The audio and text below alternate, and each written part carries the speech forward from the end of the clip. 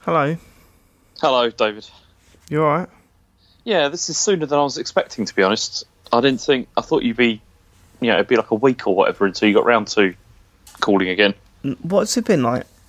That day? No, it hasn't been a day. What are you talking about? Okay, 2 days tops. No, I think it's been 3. Has it? Oh, Yeah, I think so. It feels like a while since... Well, yeah, it's been less than a week. I know that much. Yeah. Oh, I guess. But I don't know. I had a free night. Joe went to see Rocket Man. And I thought, okay, well, I'll watch the second film. Yeah, although, was it the second film you watched? Well,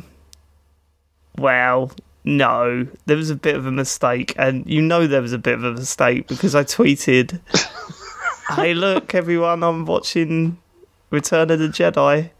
Yeah, and you like, your text messages were just panicked. It was like, "What are you joking or what?" Yeah, well, because first of all, I was like, "Hang on, have you watched Empire Strikes Back yet?" And then you didn't answer that, and you were just like, "I've just put it on," and I'm like, "That's the wrong film." Like, so I took notes, right, and it says, my notes start Return of the Jedi.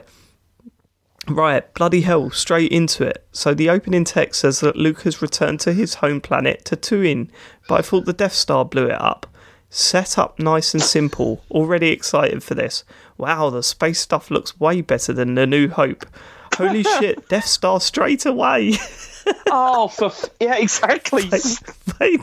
Vader straight away, and my word, he's way more pissed off in this one, threatening people from the moment he arrived. James just texted me, I tweeted that I was watching this film, turns out I've put the wrong one on. Let me explain, right? So, Jo went out to see a film, but she left at 7 o'clock. Now, that's Harry's bedtime on a normal school night. It's currently half term.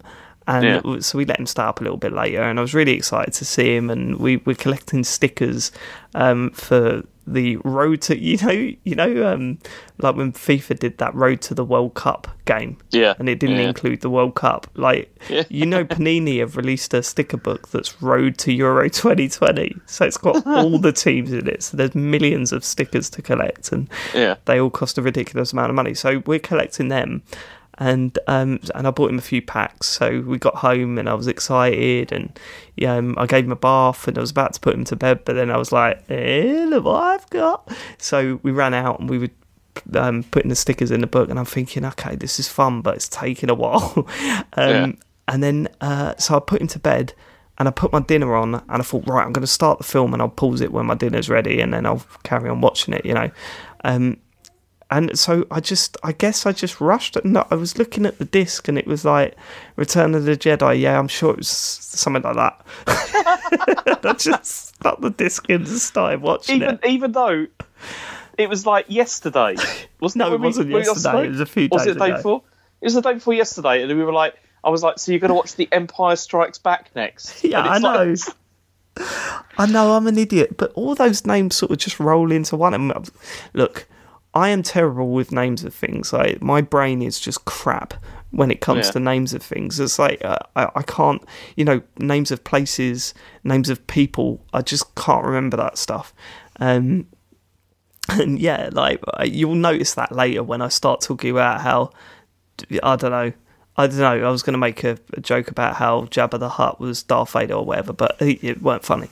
I'm terrible at doing that sort of stuff, and so I guess I don't know what was going through my mind, James. I really don't. And the problem is, with this pack that I've got, there's 3 bonus discs in it. So it's not like you're going, okay, go to the second to last disc and that's the one. So, hang on. So what you're saying to me is it's difficult to read what's on the disc before you put it in there? No. I read what was on the disc before I put it in there, and it said Return of the Jedi, and I was like, yeah, I'm sure that was the second one. And I stuck the disc in. Okay, well, hopefully that hasn't done too much damage. I don't think it has. Now that I've seen the full Empire Strikes Back, I don't think it has. The only thing that, is the Tatooine stuff. Is it Tatooine or whatever? We'll talk about that at the end because I've noted that again. So we'll save that.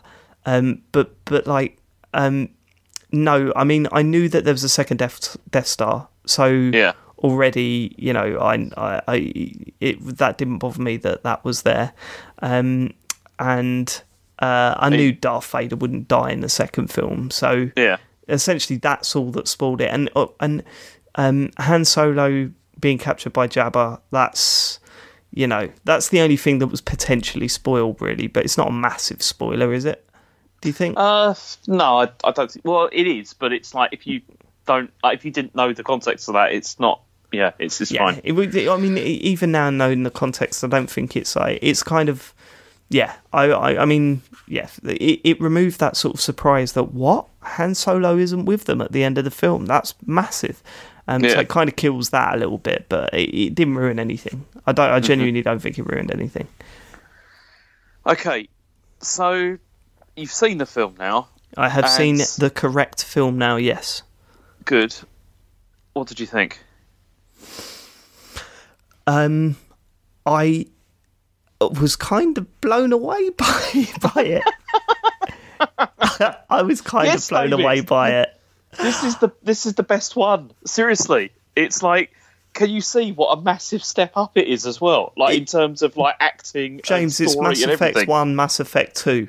Yeah, it is. I mean, let's just go through my notes and then we'll summarise it. Yeah? Okay. Yeah. Because I've got a lot of notes. So, well, can I just tell you one thing though? Like when that came out though, originally, it had a very mixed reception. how? As some people hated it, some people didn't like it. But Okay, yeah, go on. right. Can I just? Did they not like it because it didn't feel like it had a proper ending? Yeah, I think that was one of the things because it doesn't have like a triumphant ending or whatever. I mean, it really ends on a downer. No, it doesn't. It's like, you know, it does, yeah. But more importantly, it's just like, okay, wait for the next one. You know what I mean? Like, it really does. Like, I was surprised by how it ended because so people knew that there was one after this going into this film, right? They must have done. I think I think by this point it was assumed there was going to be more. Well, because also Mark Hamill and Carrie Fisher had signed on for 3 films by this point. Okay, yeah. So I mean, yeah. But I was going to tell you another bit, but never mind. It's yeah. Well, because like there's Han Solo, like how he's done at the end of this film, like he's frozen in the thing. They weren't sure if he was going to come back for the 3rd film, and that's why he was frozen. Oh, really? Because he'd only signed on for the first 2 films, but not for any further ones, and he didn't want to continue very much. Yeah, but how the fuck did they do that? I mean, that's a pretty shitty ending. If you didn't sign up for the 3rd film, it would just be like, did you find him? No, Jabba ate him. Okay. Yeah. They're like, no, he's still frozen. It's Right, okay, right. So let's just go through these notes as they're written down. And I mean, I've literally just finished watching this film. I've got a lot to talk about. Right, okay. Right, bloody hell, straight into it. So the opening text says that Luke... Oh, no, I'm going back to the Jedi. I've started on the wrong film twice in the same night. It's a Death Star. Okay, this text makes way more sense. Luke establishes... See, what was funny about that was you tweeted that, and then I was just replying with a tweet saying, like, it's the wrong film, you fucking idiot. Like that. I was already deleted it before you deleted it already, yeah. Luke established a new base with the rebels. Darth obsessed with finding Luke. Gotcha. I mean, I was expecting way more in that sort of opening text for this film for some reason. But man, that opening text is real sort of... It's good, like, is what I'm saying. It's like, boom, this is what's happening. Yeah, and it's straightforward. I like it.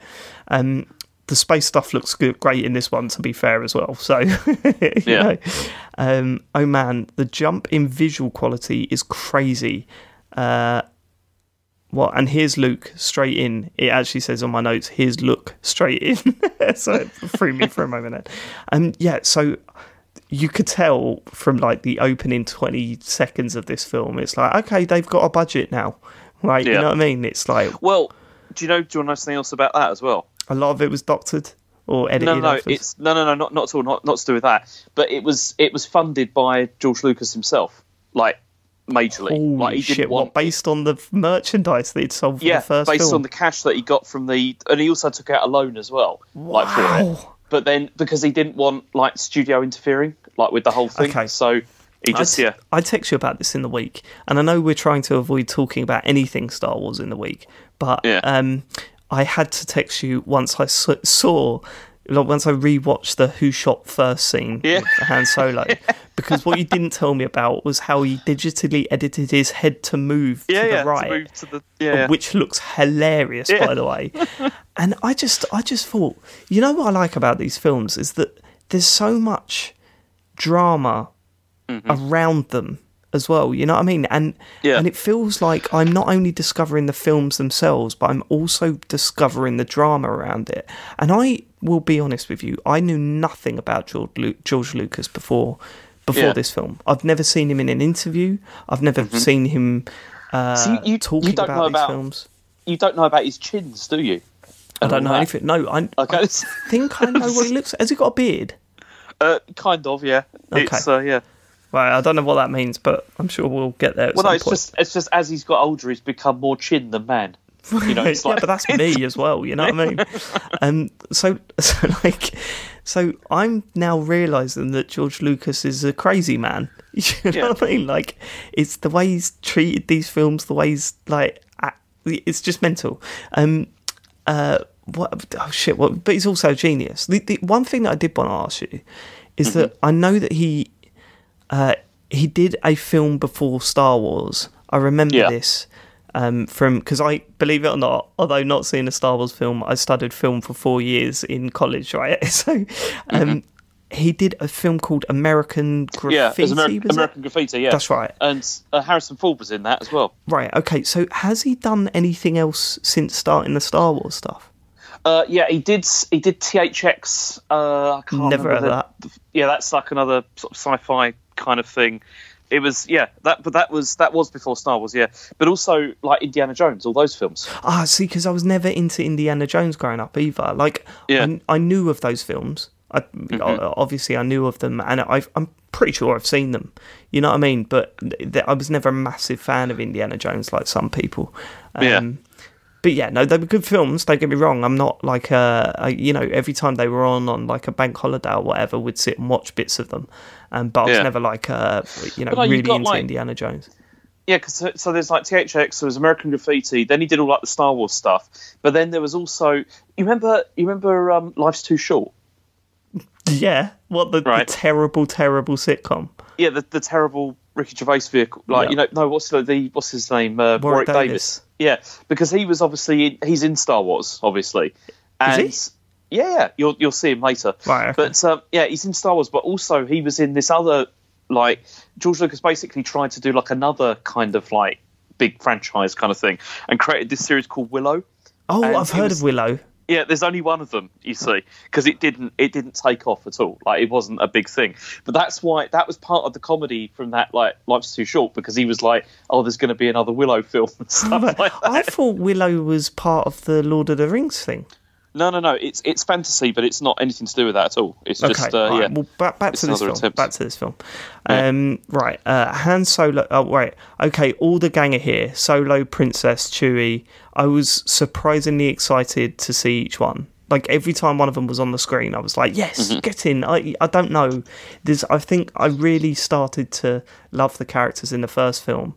Yeah. And seeing them all again, even though it's only been a couple of days, was just great. I can't imagine what that must have felt like after, I'll tell you what I was thinking about after our call last time was, because you were saying about how you liked like C-3PO and R2-D2, that kind of thing, and like, like the banter and all that kind of thing and how it kind of works. Yeah. And it's like, it's one of the things that people often pick up with that is that one of the reasons why the original trilogy really works, like a lot of people feel, is because it's told almost like from their perspective, really. And it's like right from the people at like the bottom of the food chain, if you see what I mean. It's not really about like the people right at the top. It's like you see it through their eyes instead, which makes it maybe a bit more interesting because you're seeing it like from the bottom. Sure, I understand what you mean. Okay. Because, I mean, they're not at the bottom. Luke Skywalker is supposedly one of the best pilots in the world and is becoming a Jedi. He is now, but in the beginning he's not. It's like I don't Yeah, mean but him, I'm he very talking- quickly becomes quite powerful, doesn't he? He does, yeah, but I'm talking about C-3PO and R2-D2. It's like they're just like droids. You know, they're nothing. It's like, I'm not sure I fully agree with that. Because, Mm-hmm. I mean, it is about a hero becoming a hero. You're not looking at it from a civilian's point of view. That would be looking at it from the bottom up. But you're also not seeing it right from the top down, because that when we see the prequels, you'll see what I mean about that. Okay, all right, fine. Yeah. Okay, I also put, ha ha ha, that ice monster thing looked awful. You know, that knocks Luke off the thing. Yeah. Do you want me to tell you about that as well? Because that's quite funny. Because that's one of the edited scenes. What? Yes, it's one of the edited scenes. So basically, that does happen. That did happen in the original cut. Like, you get the whole thing. But you know the stuff where he's in the cave and you see the monster, like, wandering around, right? Right. And then also you see him, like, after Luke cuts his arm off, Yeah. you see him, like, screaming in pain. Yeah. That's all been added. That wasn't in the okay, original but then cut. that looked slightly better than the fucking ice monster right at the start. Like, when he knocks him off and it's like that arm was basically a broom with some fur on it. Yeah. Like, it was hilarious. Pretty much, yeah. Anyway, right. Han Solo's the absolute best, and I've put in quotes, the temperature is getting too low. That's right. And my friend is out in it. I was like, yes, Han Solo, get out, because he was just about to leave when and then he decided against it. Okay, Luke, right, this is it. This is that scene that you just mentioned. Okay, Luke is upside down in the cave trying to grab his lightsaber, and I literally shouted in my head, use the Force, right? So I can now feel myself like becoming a Star Wars fan, you know, one of those people that I've known about for years but never been able to talk to. I guess the equivalent is like when people that's not into football talk about me and then talk to me, like they're not into football and everyone's talking about football around them, and then there's that one tournament where it clicks with them and you're like, that fucking hell, actually it's sport's all right, and then suddenly you could start talking to them about it. But at the same time you're getting really excited about stuff that other football fans aren't, because they've known that sort of shit for years. Do you know what I mean? Right, so then he did, already loving this. R2-D2 scanning for Luke makes me love him even more. You know, the way he was just sitting outside the base with his little radar thing up. I was like, oh my god. Yeah, his little dish going, didn't he? This whole, oh man, and them closing the big doors.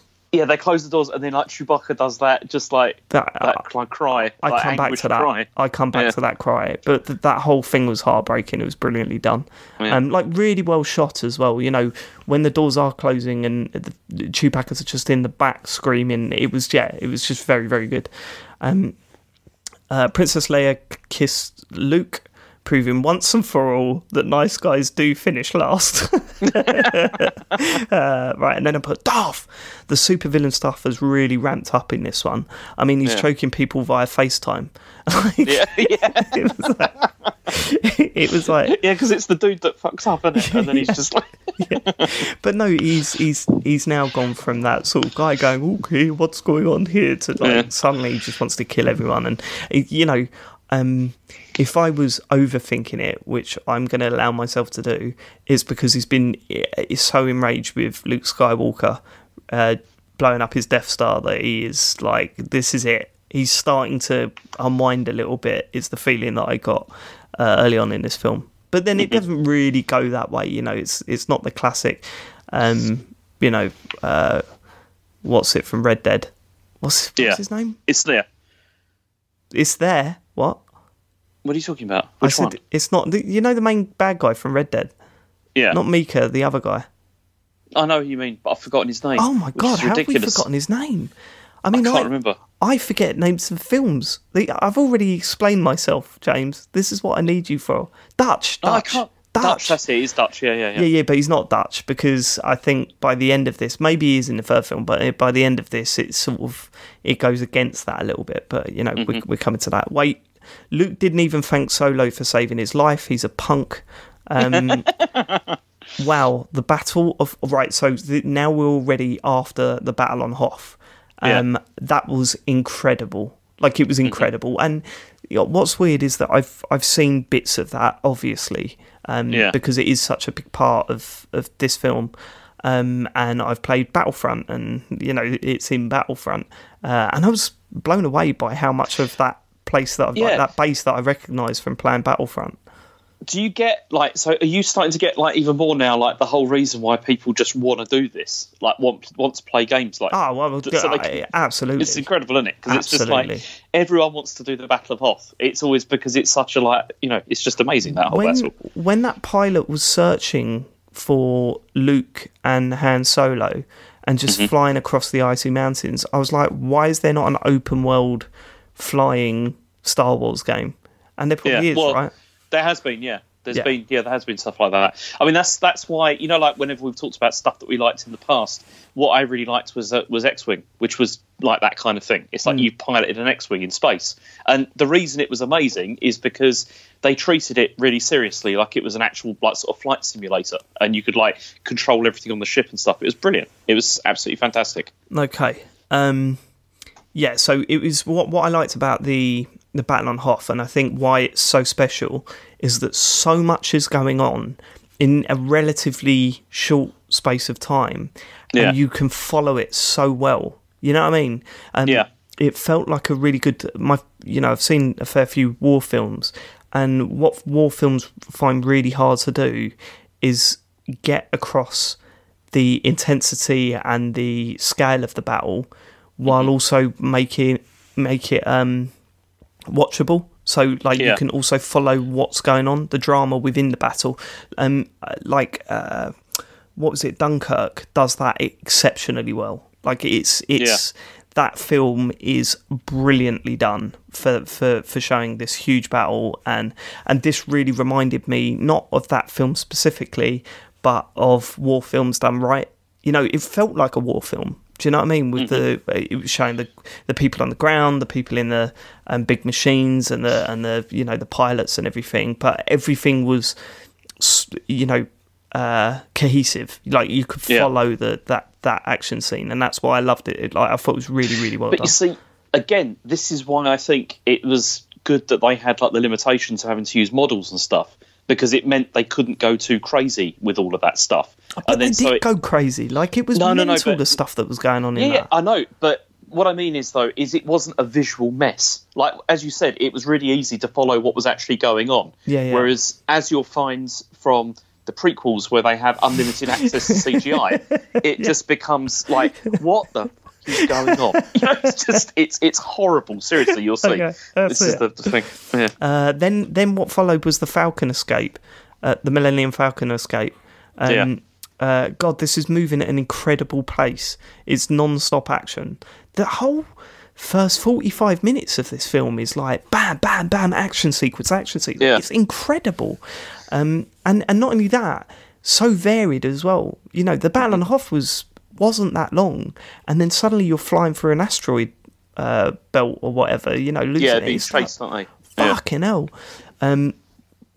Very weird line from Luke. Right, so Luke has now landed on that swamp planet. Yeah, on Dagobah. Yeah, and he says, very weird line from Luke when they were there in the swamp. He says, "What are we doing here? It's like something out of a dream. Oh, I don't know." It was really out of place and clearly trying to, hint at something, right? Which I think clicks a little bit later. But right, okay. Han Solo's turning into a creeper with the Princess Leia. At least he didn't shoot first, though, George? Is what I've read down here. He does go. I mean, I guess that's of its time, but it was quite uncomfortable to watch. You mean all the stuff where he's like, touching her, basically just touching her up the whole time? Just going, when she's going like, "Can you just stop hugging me?" No. So I was like, okay, Han, I quite like you, but you're getting a bit creepy here. Yeah, and he's like, "What are you afraid of?" Yeah, I know, and it's just like, it was just, I don't know. That is of its time, though, isn't it? The love triangle in this film is weird. It's weird, and it gets weirder. It gets weirder. Okay. Yeah. Yoda get involved, does he? Right. Okay. Okay, pause the film. All right, so I've paused the film at this point to write this point down. Luke said this planet feels familiar. Is it possible that Obi-Wan is inside Luke? When he vanished, he somehow put himself inside Luke or something. There's something going on there. Because the setup is too clear. It's, hey, this is a bit of a dream. Obi-Wan has told him that he's already been to that planet and seen Yoda, and now Luke's on that planet going, oh, this is really familiar to me, and I'm like, what's going on here? There's something going on here, you know what I mean? The only, I mean, if it's the Force, it's the Force, you know, because obviously that's how they're communicating with a dead man, in bracket, like, air quotations. He's not dead. Yeah. But right, okay. Han Solo kissing Leia. This is turning into quite an episode of EastEnders. That stuff I could give or take. You know, I think if there's one thing about modern cinema that I do appreciate, is that not everyone has to be, like, not every lead male and lead female has to be some sort of romantic, like, they don't have to be romantically involved. Yeah. Do you know what I mean? And I suppose this is a little bit different because she's also, like, quite keen on Luke as well, but it just, you know, it don't really work for me. And I'm not going to rag on it too much. The film's from the 80s and stuff, and that's just, there was a lot of that in the 80s and 90s, you know. But it was kind of like, does this really need to be going on? Is it going anywhere? Is it what? I don't... we'll get to, when we get to the end of the film, we could talk about that a bit more. Okay. Yeah. I can't watch this Yoda scene, so it's the Yoda training scene, without thinking of the rockin' and rollin' video from YouTube. Do you remember that one? No, I don't remember that one. You've not seen the video of Yoda, Yoda is singing this song. You must have seen it, because Matt and I quote it all the time. Down to the stream I'm strolling. You've not seen that? I've not seen that. No. Fucking hell! I'll show it to you and it'll ruin that scene for you, because that's all I could see. Okay. All I could hear in my head. Eaten by the worm. This film has been non-stop cool shit. So that was when the Millennium Falcon was in that big worm thing on the asteroid. Yeah. It was just like, what next? Like, what next? How has this film been made in the 80s? How? Yeah, because that's when because they're on there, aren't there? And he's like, you know, it seems this asteroid isn't entirely stable. Yeah, and it's just that like Han has a good line there, because then he's just like, oh yeah, I'm glad you're here to tell us these things and stuff like that. I'll get to see for the C-3PO in a minute. Yoda's Jedi training seems to be focused on making Luke less of a punk. And I've put the quote, clear your mind of questions, because he was literally just like, you know, we've seen Luke Skywalker just going, well, why are we doing this? What is going on? And it's like, Yoda was just like, will you just shut the fuck up for a minute and listen? It's also when he like totally missed the point at the beginning, when he was like, oh, I'm looking for like a great warrior, and he's just like, and then Yoda's like, you know, wars don't make someone great. And it's, you know, that was a good line. I like that. I mean, Yoda was brilliant. He turns up like a cartoon character, but, you know, he's a great character. I mean, I'm not breaking like any new ground by saying that Yoda is a great character, I assume. I'm not going against the grain on that one. Luke cutting Darth's head off. Was I supposed to know what was behind the mask? Who was behind the mask? Was it supposed to be Princess Leia? No, that was Luke's face. No, it wasn't. It was a female face. No, it was Luke's face. It's just bad 1980s rubber. But it was absolutely supposed to be Luke's face. Seriously. That was awful. Because the thing, I'll tell you what though, Dave, when I first saw that when I was a child, it scared the hell out of me. Scene did.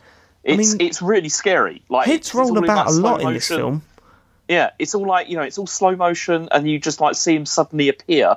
And, you know, when you're a kid, it's still Darth Vader is like a scary kind of, you know, he's a scary dude. Yeah, man, and he just like, you know, chops his head off, and then it, you know, it explodes, and then it's his face there. And I mean, the whole point is, it's like, you know, this is what you can become. You know, mate, when I was a kid, I'd be watching that guy, and who is that behind that mask? Because that is not Luke Skywalker. No, absolutely, it's Luke Skywalker. It looked nothing like him. Because it's supposed to be like, you know, this is what you can be. Like, no, I get the symbolism. I understand the symbolism. I didn't understand what, like, if I knew that was Luke behind the mask, I would go, oh right, he's seeing the dark side and potentially him being swayed to the dark side. But instead, I thought, why is Princess Leia? Is he just like thinking of her while he's on the planet, and that's why that's come through? Honestly, I don't know. Really weird. Okay. Do or do not. There is no try is a line from Yoda, and I'll tell you why I've quoted that. Yeah. John Denton, our friend John Denton, has said that to me about 300 times in my life. And when I was watching this, I texted him immediately and went, "You've been quoting Yoda to me for about 5 years, and I've only just found out." Like, it's just... If I say... He goes, "Oh, yeah, you coming down this weekend?" I'll say, yeah, I'll try. I'll have a word and I'll try and come down. And he'll put, "Do or do not. There is no try." And I've just thought, okay, it's John just being weird, but it turns out he's been quoting it's Yoda to me. Yeah. This film has been non-stop mugging off of C-3PO. I actually felt a bit bad towards the end. He gets turned off, he gets blown up, and then and now he's been blown up. At one point, they're chucking his head around. Like, it's just really like harsh on C-3PO. He's like, probably gets mugged off. In quotes again, I don't know why I've written so many quotes this time. "That boy is our last hope." And then Yoda said, "No, there is another." So many lines are sticking out in this, adding more and more questions. Now, obviously, we've spoken about George Lucas's writing before, and I kind of agree that, you know, there's how do I put this? There's a feeling of weight that isn't quite there. You know what I mean? So the lines are delivered with weight, and a lot of the time the lines don't warrant that weight, right? However, there are quite a lot of lines that really do stick out, and they either probe questions, so instantly you're thinking, there's another one other than Luke. There's someone else that's special out there. I wonder who that is. Or they make you think about, you know, they could just be a throwaway line about somewhere else in the universe or whatever, and you're kind of like, okay, that's specific. I'm going to need to remember that. And it kind of, it feels like you're being sort of ushered into a net, if that makes sense. Do you know what I mean? Like, you're sort of being, although you wouldn't expect some of those lines to be said by those characters, they're there and they feel important and they pique your curiosity. That's the best way of putting it. You start becoming more and more curious about what's going on in the universe and who's important and who isn't, and how this is all working. It's quite clever, because I think that's intentional, but and I mean, some of the lines they fall a bit flat, but it's not. I think there's more hitting than missing, if that makes sense. Yeah, I mean, a lot of those, there is resolution to a lot of that stuff as well. Yeah. But it's just, you got to wait for to see it. But there is resolution. Are you telling me to be patient? God, I am. Oh my God, I'm a Star Wars fan. I mean, whether you're satisfied with the way it's like resolved or not is another question. Because some people are, some people aren't. You know, it's like there's. It's so lucky these films come out before Twitter. Yeah. Isn't it? Oh yeah. Imagine that. It would have been a nightmare. Seriously, it's See, you haven't talked about Lando at all yet. Well, Lando's here now. My next one is about Lando, but then I haven't spoken about anything leading up to him. The twist, which I've put good twist because I didn't see it coming. I didn't see him open up the door and Darth standing there. Like, that was a very good twist. But I have just put Lando's a fucking rat. Yeah. So, wasn't a fan of old Lando. Well, I weren't the moment they arrived. Do you know what I mean? And he was all just like... Oh, he was totally creep. Like all over Leia again. Like, they're always... he was proper all over there. But didn't you think that was so cool, though, when that door opens, then, like, Han just immediately, like, tries to shoot him? Yeah, and it's like... It was, but Darth Vader didn't shoot first, though, so I'm not going to let that go.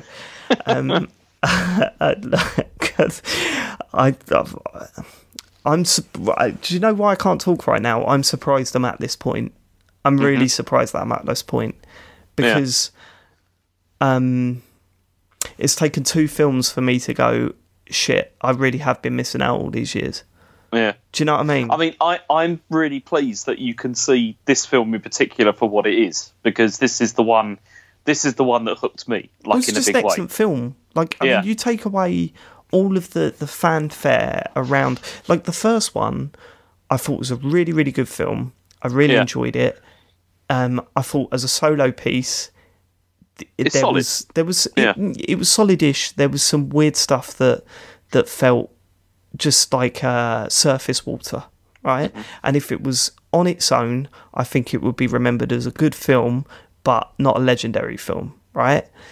This one, I can totally see how people went from, oh, we'll go and see the second Star Wars film. I like the first Star Wars film, and seeing this and going, what the fuck? I can see.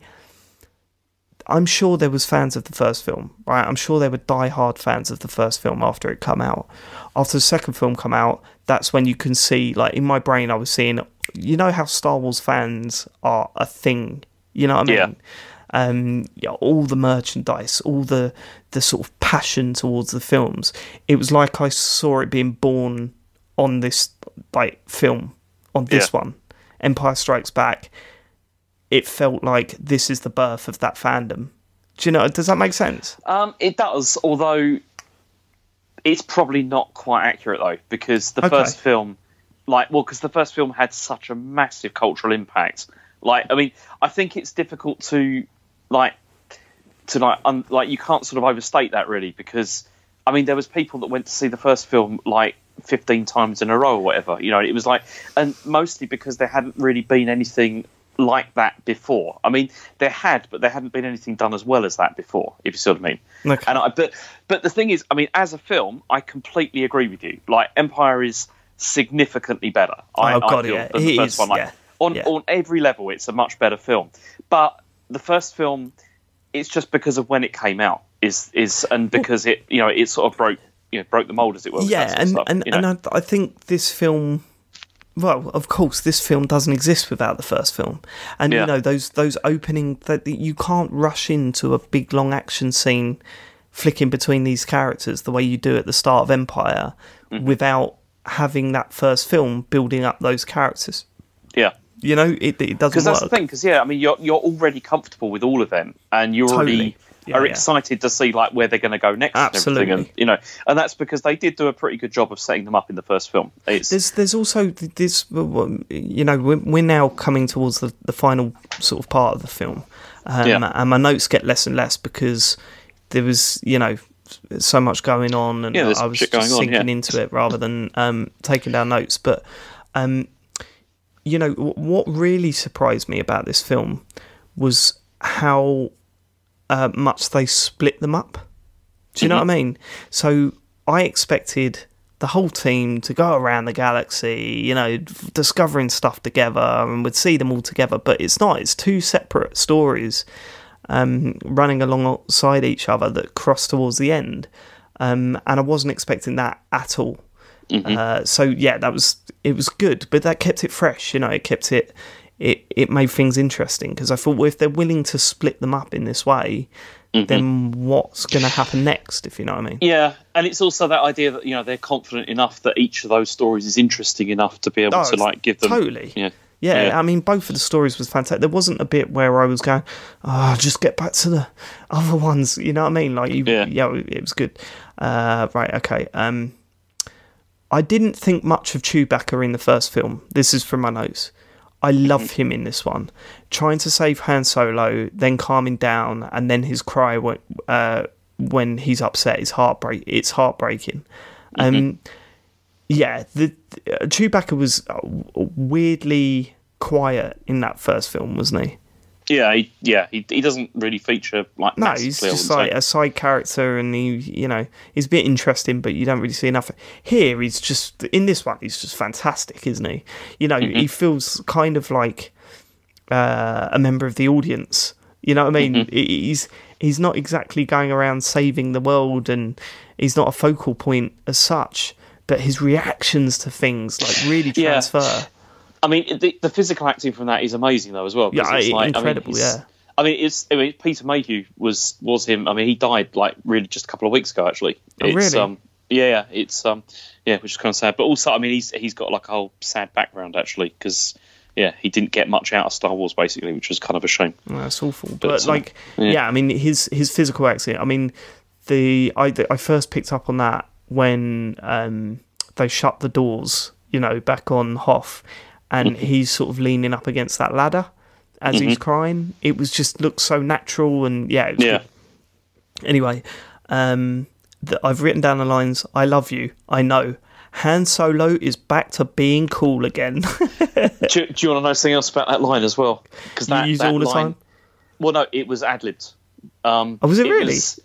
It was, okay, it's a bit of an urban sort of myth kind of thing that it was ad-libbed, but it was Harrison Ford that came up with that. Cool. It's because what it was originally he was supposed to say something much longer that was going to be like, you'll see me again or something like that. But then he just thought it'd be cooler just to say, I know. It's like, it was, and it's perfect, that line. It's like, it's one of the best, like, I'm in the film, I think. Yeah. Every time my wife tells me she loves me now, my response will be, I know. I use that as well. Like, We're arseholes, aren't we? Yeah, absolutely. Yeah. Right, okay. Luke versus Vader. Here we go. Yep, that was better than the Solo fight. Yeah. Not the Solo fight, the Obi-Wan fight from the first film. Well, see? I mean, the Obi-Wan fight, they look kind of arthritic, don't they? Like, while it's going on. It's, like, really slow and, it's not so great. But this is when it gets stepped up a gear. Yeah, big time. The fight was fantastic. Yeah. I noticed this in the last film, but the doors open and close in such a weird way. Have you noticed How do you mean?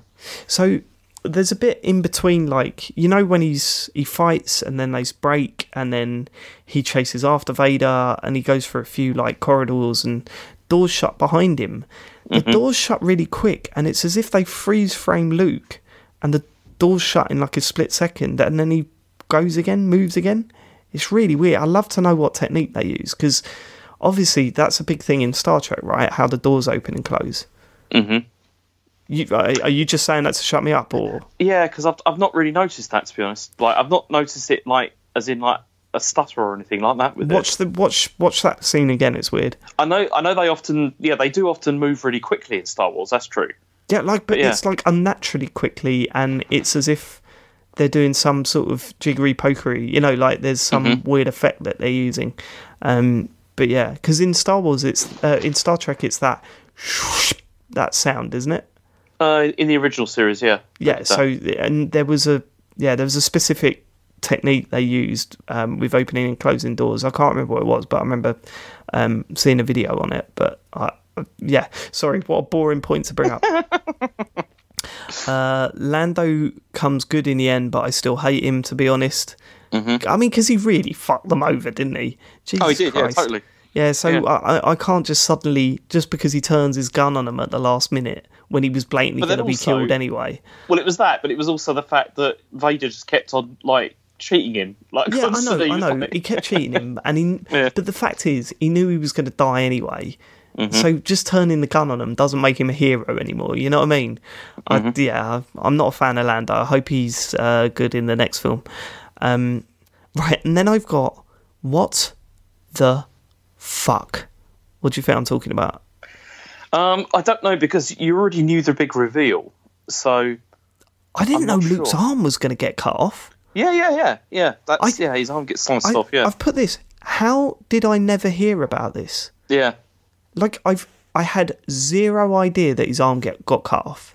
Like, no idea. So when it happened, it was actually shocking. A shock. Yeah, I know. Because it's also the way, because like that, because they're going across that gantry, aren't they? And just like lunging at each other, and then he's just Vader gets the better of him, and then there goes his arm. I've seen a similar thing happen in other TV programs and films and stuff, and it's shocking then.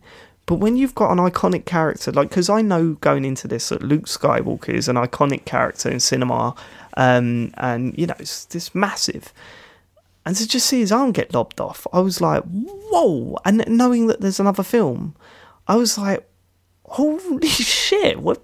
Wow! Like, wow! It's ballsy.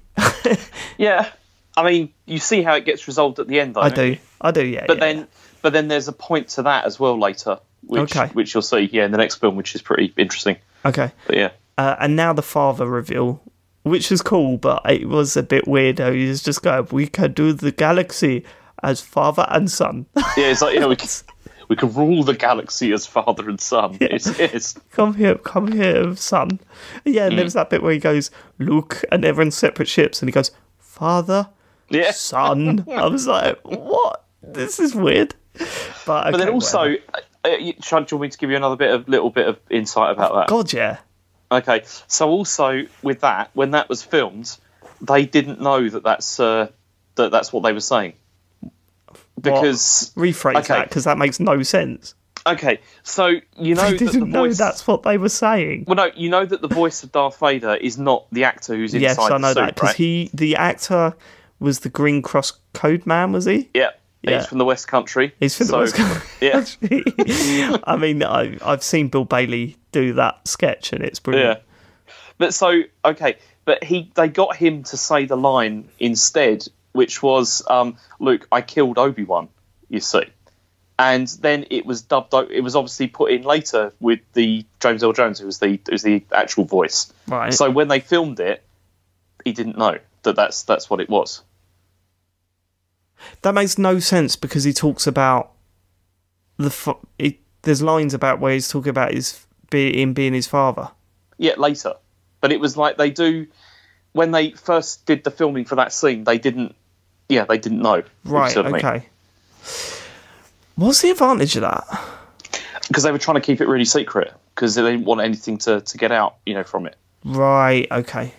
Okay. Like at the end of The Apprentice, where they film everyone winning. And then they reveal it on the live show. It's exactly like The Apprentice. I gotcha. Yeah. I gotcha. Yeah. The Apprentice. Right, I put, yeah, that made me laugh when he was like, "It's the only way." And then Luke was like, "Nah." Just fell down. Also, the special effects of him falling down that thing was fucking hilarious. Do you know what I mean?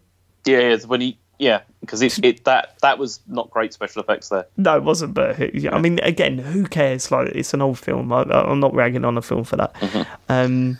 But that where he falls out of that thing, I always wince when that happens. Like, why? When he falls out when he gets to the bottom of the chute. Yeah. And then he falls onto those like pylons that are underneath. Yeah, yeah. And it just looks horrible, because he's cradling like his lost hand that he hasn't got anymore. And it's just, he's all beaten up and he's just hanging there. It's horrible. That didn't really affect me in that way. No, I didn't like that bit. It reminded me a little bit of the end of Goldeneye. That was fantastic. I put Luke's robot arm. How? Mm-hmm. How was this film made in the 80s? That must have been an edited scene, right? No, that's from the film. How? I don't know. I guess that's just fucking really unbelievable, really. And I mean, some of the shots where you're just looking at even the backgrounds and stuff like that. I mean, all right, the 80s wasn't before special effects. It wasn't before, there was some great cinema and some wonderful worlds created in that time period. But this just still looked quite impressive. I know, this is why the big deal, because it's like this, they broke, they just did so much new stuff as well with this and nailed it, was what was amazing from this. But that's also why, because so George Lucas created like Industrial Light and Magic, which is like one of the special effects studios, and it was all the people from Star Wars that that created that, and they became like the biggest special effects studio like in Hollywood and everything because of their work on this and on everything else, because just amazing. I mean, there is stuff that doesn't work. I mean, like the stop-start motion to the motion capture things and great. Stuff like that. It looks, obviously in this day and age, doesn't look that great. And as we said, that monster at the start looks absolutely appalling. But there's so much in this where you're going, oh my god, that looks but that looks incredible. Like that still looks pretty incredible. I mean, like landing on that meteor and stuff. There was a lot of good stuff in this visually. And then the film ends, and my last notes are, that was fantastic. Really fantastic, and it's left me absolutely buzzing for the next one. Like, I cannot wait to see the next film. And I put I did put this, still not sure how Luke's home planet is in bits, but I'm sure I've just got confused. Can I correct that for you? Right, yeah. Yeah, because the planet that got destroyed in the first film was another planet called Alderaan. It wasn't Tatooine. So we said in the last... I mean, when we spoke on the last call, we said it was Tatooine that got blown up, right? No, we didn't talk about that, I don't think. So what was the planet... Because Luke was on the whatever planet was blown up. No, he wasn't. What? So this was just after Luke left on the Millennium Falcon. Yeah. And then it cuts to the Death Star. Yeah. And they blow up just a random planet for no reason. No, it's not. It's not a random planet. It's a planet called Alderaan, and the reason it's destroyed is because it's Princess Leia's home. And so they do it like Tarkin, the governor of the Death Star, does it on purpose to try and persuade her to talk. And so that's why they destroy Alderaan. Right. I remember now. He did it in front of... In front of her, yeah. In front of her. Yeah. I thought I thought it was Tatooine because No. She knew that and I thought part of the reason they did it is that the androids were probably on there to blow that up. No, because she says, because he's asking like, where is the rebel base? Like, where is it? And then she says it's on Dantooine, which is like another planet. And then but obviously she's lying, about it. And then he just says, well, it's too far away to make a test, right. so I'm going to just do it on this one. And then she was like, that's why she got so upset, because basically all her family was killed, just by that. Yeah, that's pretty dark. Yeah. Right, okay, so thanks for clearing that up, because I'm an idiot. Because I honestly thought, what? How is he going back to that the dust? Yeah, the Dust Bowl. Yeah. I thought like the next film was going to start where he just like, he just rocks up, and there's just dust particles, and he's like, all right, okay. What happened there? But yeah, no, I mean, my overall feelings for the film, it's such a huge step up from the first film, which I maintain that I really, really enjoyed. I did like that first film. And when I say this, when I'm praising this film, I'm not putting down the last film. I think they sort of go hand in hand. You needed that sort of ease into the world in the first film, and then I guess I was expecting... I wasn't expecting such a huge ramp up. From the stars, from the characters. I think the characters are developing quite nicely at this point. I mean, Princess Leia has gone from being, a bit of a side character to being really, really important in this one. You've got Darth Vader, who seems to... again, it looked like he was unravelling at the start of this film, but then his sort of focus changes on actually converting Luke to the dark side. And that sort of gave him a new lease of life. It sort of held him together a little bit more, which is why I think in the next film he's totally unravelling, because now that he knows that he's not going to be able to convert Luke, it's on. You know what I mean? He's going to be obsessed with trying to catch him. Han Solo, I think, is on shaky ground in this film. There's that weird stuff in there, but we'll see how that's dealt with in the next film.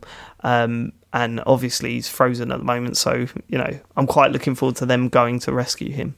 And yeah, I mean, Chewbacca was brilliant, R2D2, C3PO, all brilliant. The characters for me have only sort of grown, and I can, as I said, for me personally, it feels like this is where I know you'll say that I'm wrong, but it feels personally like this is where I can see fans going from, yeah, these are good films, to, oh my god, okay, this is special. Do you know what I mean? Think because of the fact that it fleshes everything out so much more, and it also makes you realise that it is like this massive sort of universe in a sense. You know what I mean? Yeah, that you sort of get from that. And it fleshes certain things out, but it leaves, if anything, it leaves you with more questions than after the first film. Yeah. So you can see the storytelling is almost perfect.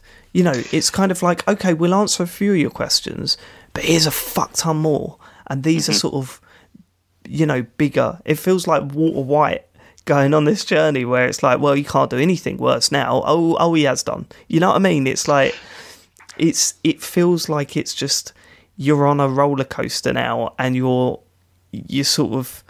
had a couple of ups. It's like you're on a roller coaster, and you've had a little drop, and you're like, whoa, that was such a rush, and then it's building up to a bigger drop, and then you have that bigger drop, and it's like, wow, that was fucking hell. Okay, well, I thought the first one was good. This is even better, and we're going up to an even bigger drop now. You know what I mean? Yeah. That's a weird way of putting it, but it's answering enough questions and asking bigger ones. And I then think seeding more stuff for you. Yeah. And that's really sinking that's into the my thing. brain. And but by seeding more stuff, that makes the world seem even bigger. Which is what's cool about it. Yeah. And that's why, can you see now also why it's why there's been so much extra media that's been produced that's connected with Star Wars, because there's just so much there. There's stories to be told. I mean, in the first film when he talks about the Clone Wars, and then I remember there was that animated series, was it? The Clone Wars, and you just think, wow, yeah, okay. And people think that's really important. They really like that series, right? Yeah, it was a good series actually. Clone Wars. It was. I mean, even you remember in this one when Darth Vader was when they're on the Super Star Destroyer, and he brings in those bounty hunters to look for them. Yeah.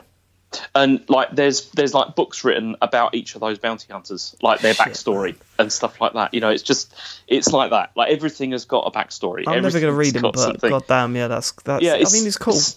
There's a lot there, and some of it's good, some of it's trash, but it's the thing. But I mean, the other thing about this film is, George Lucas didn't direct this film. I saw that, in the credits.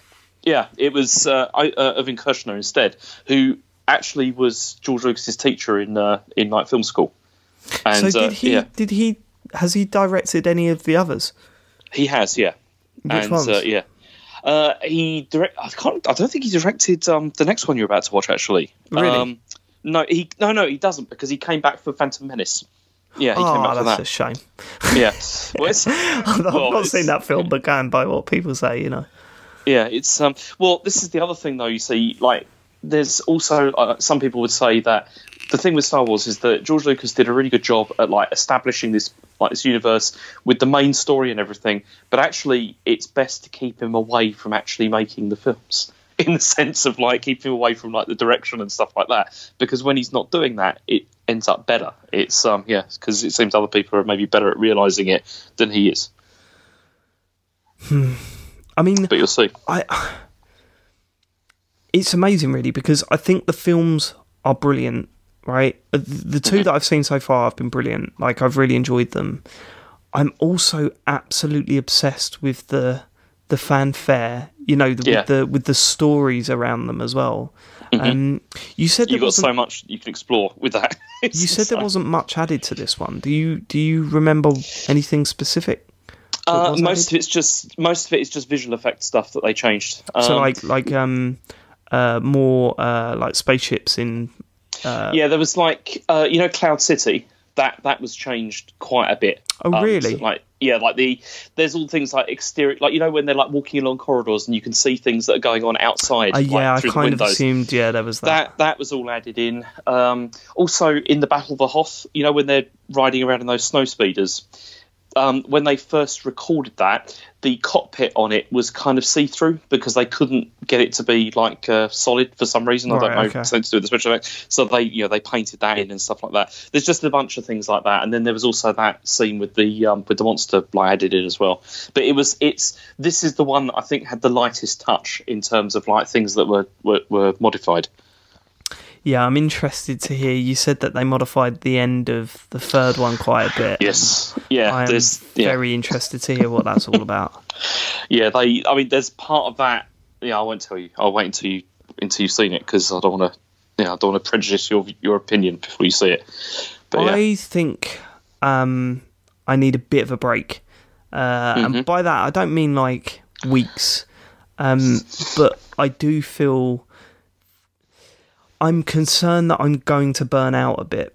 So I'm going to hold off maybe a week, maybe a little over a week before I watch the next film. Because I don't want to get to the point where I'm kind of I'm watching too much Star Wars. Do you know what I mean? Yeah. These films were years apart. When was... this is another 3 years later. Yeah, this is another 3 years later than that. So that was 1983. Yeah, so I do kind of want to space them out a little bit, but I don't want to because I just want to watch the next one. See, okay, so so next you got Return of the Jedi.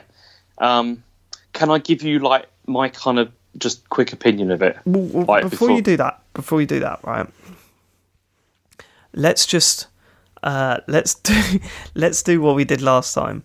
Firstly, I was completely wrong about this film when I tried to predict what it was about.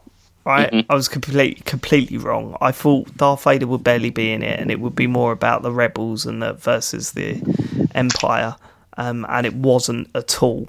It was still a story very much focused on these characters, right? Yeah. So I was wrong about that. I'm going to try and... Right, I've got to try and work out what the next story's about. Now, there's the Death Star at the start of the second one. There is a Death Star, of the third one, right? I know that because I put the wrong film on, James. We're all aware that I put the wrong film on. He's chasing down Luke. I mean, obviously, the first part of the film is about them rescuing Han Solo. That's what I'm going to say. First part of the film's about them rescuing Han Solo. Then next, they are definitely returning to Yoda. They're going to go back to Yoda, probably as a whole team together. And I think, maybe, I can't see Luke Skywalker going off on his own again for a big part of the film. So maybe they all go and see Yoda. I'm going to make a wild prediction. A wild prediction. Han Solo is going to become in touch with the Force at some point in the third film. Okay. And maybe that's because he sees what Yoda can do and what Luke can do, because he was very skeptical about the Force. The one thing that I don't understand is if anyone can tap into the Force or if it's just Jedis, right? But it can't be just Jedis because Luke isn't a Jedi yet. So maybe anyone can be trained in the Force. Maybe Han Solo. That is... this is going to be really interesting. There's so much in my brain saying that is definitely not going to happen. But there's part of my brain going, that would be quite cool. So maybe that could happen. I don't know. But okay, that's what I'm going with. And then Han Solo and Luke Skywalker. I think Darth Vader dies at the end of the next film. I don't know. It's just so stupid predicting it, but it's quite funny looking back on how stupid I am. Okay, right. Your opinion of the Return of the Jedi. Okay, so... Sorry. Han Solo comes back. He's not Han Solo. Obi-Wan Kenobi comes back, and he's alive. Next one. Never. Your opinion. Okay, so I quite like this film, Return of the Jedi. It doesn't reach the heights of the second film, in my opinion. Like, it really does. It's not as good as that at all.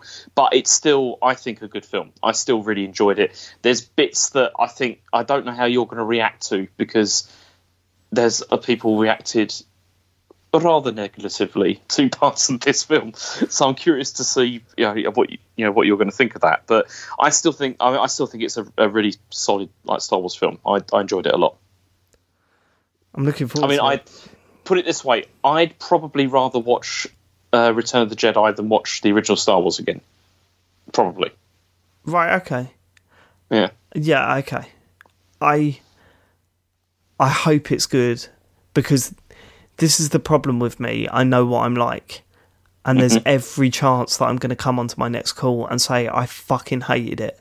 You know, if things don't go the way that I want them to go, or the way that I think, I know that I'm not the sort of person that can take all the love that I've had for this film and force it into the third film. If it doesn't go the way that I want it to go, or that I think it should have gone, or if it goes in a direction that I think is cheap or shit, then I'm going to tell you about it. Do you know what I mean? I mean, for me with this film, overall, I think I thought I had a satisfying conclusion from this film. But there are bits in it which are problematic, is what it is. Okay, all right. All right, don't tell me any more about that. Yeah. Are you nervous about me watching this one? Less so, because I think I was most worried about you watching Empire Strikes Back because, as I said, I'm a massive, massive fan of that film, and I think it's a masterpiece. And I was really bothered that you were just going to be like, I don't like it. I think it's rubbish. Or whatever, how can you watch that? How can you? I don't know. But people did.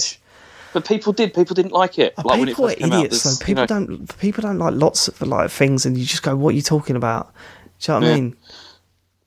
How can you not like Red Dead? Red Dead 2. I don't know. I'm looking forward to it, James. Mm-hmm. I'll give you a call soon. Yeah. So you reckon about a week, yeah? You're going to give it a bit of a break? I'm going to give it a little bit of a break. I don't know when I'm going to get the time to watch the next one. It might not be until next weekend. See, I'll tell you what also is cool about this. You might find yourself more interested in the Star Wars games that are coming out.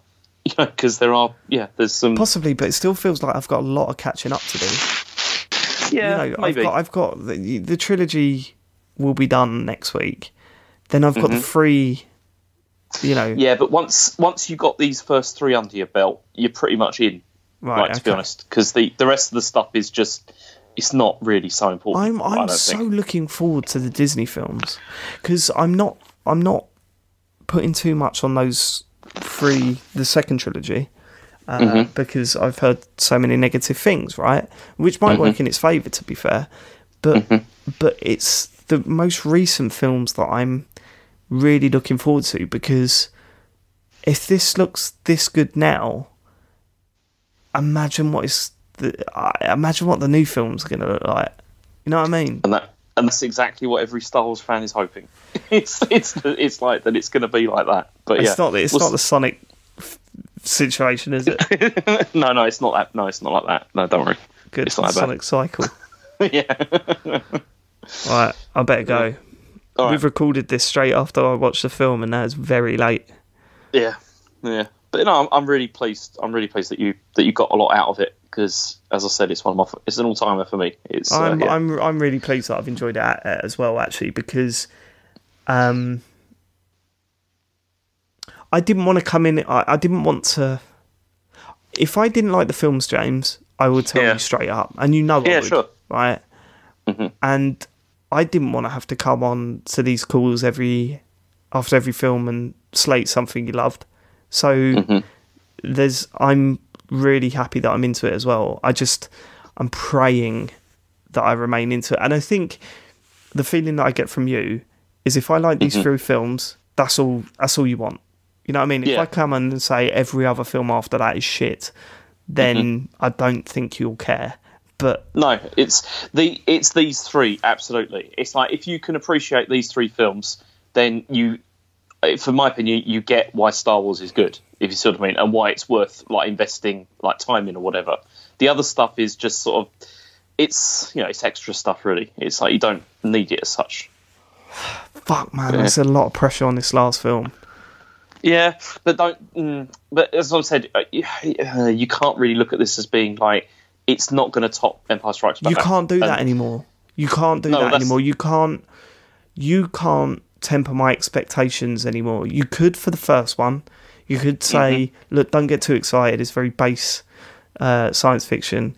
For the second one, you could sort of say, look, remember what the first film, don't expect much. Just go into it for an enjoyable experience. It didn't. It blew my mind. You can't do that now. You're past the point of warning me about these films, because inside I'm going, oh my God, what is going to happen next? So that's it. The brakes are off, and I'm full throttle into the next film. So there's no way that I'm not going into this next film excited. Yeah, that scares me a bit. But we'll see. It scares me a bit as well, James. Yeah, because anyway. I mean, you got to remember, like, all those people, like, back in like 1980 when they saw Empire Strikes Back, they were like, they saw that film and then they had to wait 3 years to see Return of the Jedi. Imagine the build-up there was for that. Mate. What it was going to be. Fucking it's I mean, it's difficult for anything to live up to that. It's it's hard. You ain't going to be able to calm me down, though, James. It's not happening. I'm gone. I'll call you soon, yeah. Okay. Alright, take care. Have a good weekend. See ya. Bye. Bye.